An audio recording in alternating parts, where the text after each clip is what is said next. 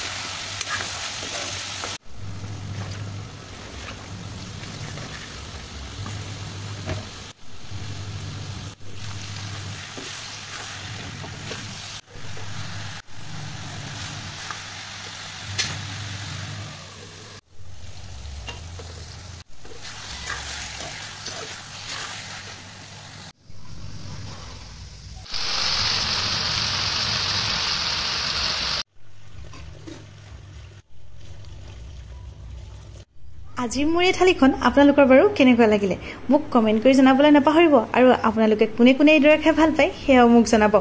আৰু যদিহে মোৰ ভিডিওটো ভাল লাগিলে তেতিয়া হলে লাইক কৰিব আৰু লগতে শ্বেয়াৰ কৰিবলৈ নাপাহৰিব কিন্তু আজিলৈ আহিলো বাই